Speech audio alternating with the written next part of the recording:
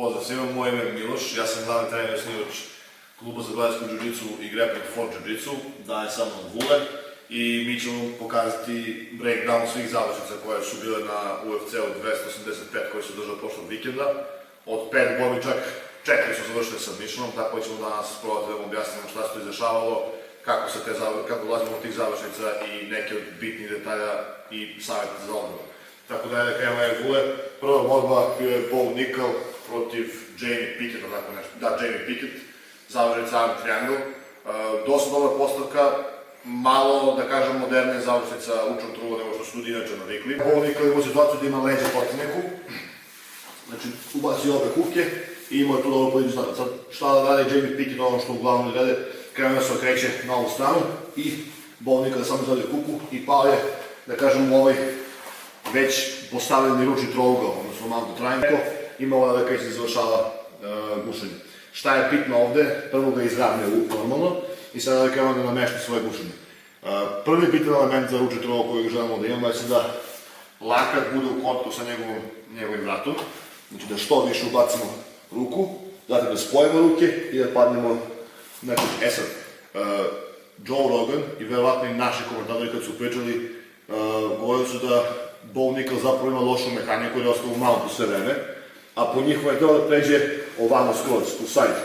E sad, ovo je stari način završnice i loša stvar govorite je to što Vule može da ubaci prst pozadi, da krene se rotira i kada ustane gore da pređe u single leg, bum, spoje ruke, stavi glavu kuk i ima običan cutback, ideme vrati nazad na strujaču. E sad, Bo Nickal, pošto vidio sam ja da on trenira sa Craig Jonesom i sa tom ekipom, a ovu variaciju je baš pokazivao Craig Jones, ko prati njegov kanal. Odavde, od ljudi iz Srbije, hoću da spomenem Nemanja Miloševića i Dušana Špicu, naša drugara iz Carušnice na Novi Sad, gde sam ja kod njih isto vidio ovu završnicu, da oni rade ovu variaciju. Čak i evo i njihov jedan borac Nikola Oksović to uradio u meču, tako da to je, kažemo, malo modernija varijanta, gde ostajemo u mountu, a samo hoćemo da sprovamo na kupu završimo. Znači, kako da imamo ručni trougao, sad sledeća stvar koju je radio, Bo Nickal je zabravio jednu bitnu stvar, to je da spusti rame dole nazad i da ubaci što dublje, vidite. Onda je samo trebalo da spoje ruke, da padne na levi kuk, a desni nogu da drži spojda. Kada bi došao ovde, digao bi desni lakat ka plafonu i završio bi ručni trougao. Bo Nickal nije imao baš dobar ugotu i nije imao to da uradi, pa je zbog toga odlučio da pređe u drugu varijaciju, da iz ovog, da kažemo, baterstva i hvata, pređe u ovaj hvat. Takozvani taj figure four, četvorka. I da kreće sada napred i da stiska Jamie Picketta i da dođe do završnice. Jako dobra variacija ručnog trougla, ja uvijek dajem više ovu variaciju nego ovu kada od sa strane.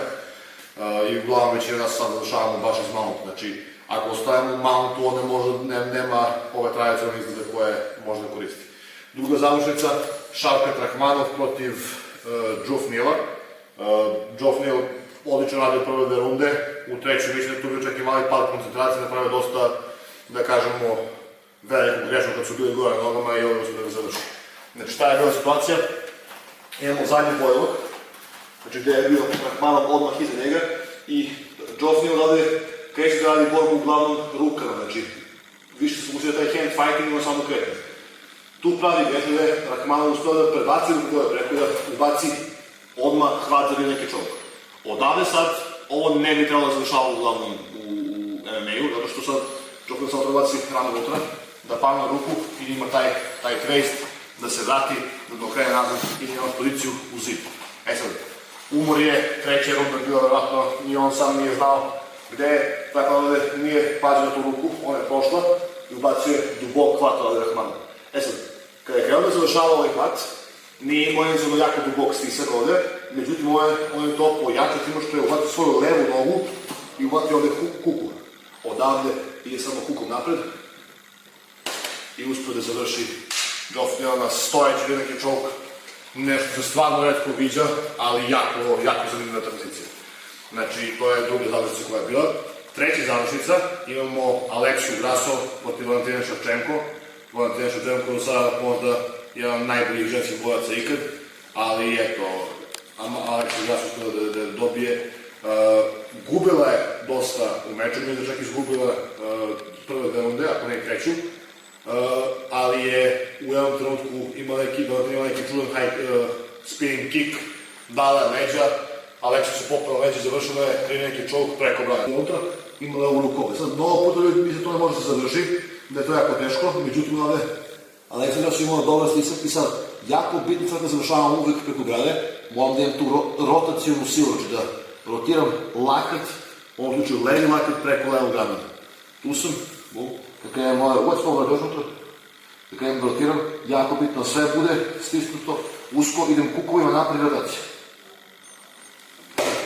I moću završim i preko brade mnogo puta. Aleksa da su pokazali ima jako ozbiljan stisak i ne mogla da drži to dosta dugo, opet to je borba za šampionski pojas, tako da verujem da je sve što je imala dala u tu završnicu jerku koja se isplatila. Posljedna borba, najbolji borac svih vremena, Jon Jones i Cyril Gane. Jon Jones je pokazao da je stvarno mnogo bolji od Cyrila Ganea, da je znatno bolji u tom rvačkom segmentu koji iskreno trebalo bi Ganeu 5 godina sigurno da on može da stigne taj nivo na kome je trenutno Jones. Sad, šta se dešava, kako se okreće, krenuo da ruši Cyrila Ganea klasičnom ovim nitripom i da ga baca na strunjaču, da ga dovede ovdje. Sad, mislim, to se dostavno dešava u jiu-jitsu ili je više to rvačka tehnika, gdje je uhvatio ovu nogu i krenuo da prekrstio, imao taj hvat za kuk i imao je ovu poziciju. Sada dalje Jon Jones može da ga uzima leđe Cyrilu Ganeu, međutim, pošto je on rvač i ne žele da rizikuje gubljenje gore u poziciji da ovaj slučajno ustane, ovaj kada ga samo kontroliše dole, da ga vuče i da baci u zid. Kako se Gane da ustane tu u zid, završi ovoj poziciji gdje je uporno ustajao vertikalno gore, a Jon Jones je bio već spojan na njega. Kako on ustaje, dosta je osnovno, Jon Jones ovdje pokupe dapole i radi ovo klasično izvlačenje što rade više puta, znači dupne gore i sada uvlači nazad i završava u poziciji bukvalno preko slova pozikovana, gde je bio ovdje. Sada, ova pozicija u zid dosta dobra za ground and pound, znači da li može da nanese mnogo štetu Jon Jones da kontroliše, međutim, Cyril Gane je u jednom trenutku izgubio posturu i glava mu je bila savijena, mislim Jon Jones to samo radi namerno mu povuku glavu i osigurao je giljotinu. Osigurao je giljotinu sa rukom unutra, koja je generalno teže da se završi, ali opet imao je tu poziciju gdje čak imao je kolon ovdje preko njega, imao je kontra tricep gdje mogu da stisne dosta dobro. Znači tu je uhvatio Andy giljotinu, odavde i samo kada je kukom napred i završio je Cyrila Ganea. Da kažem, dosta prostu stvar i na nešto na šta eventualno neki bolji grepler ne bi trebalo da takne, ali opet, Jon Jones je, da kažem, opet najbolji hrvača ikad koji su bili u UFC-u, tako da Cyril Gane nije imao mnogo šanse. Dakle, to je to za ovaj breakdown. Nadam se da vam se svidilo. Ako vam se sviđa, slobodno nas lajkujte, podelite šta god tu sve ide. Pa se imamo sljedeći put. Pozdrav!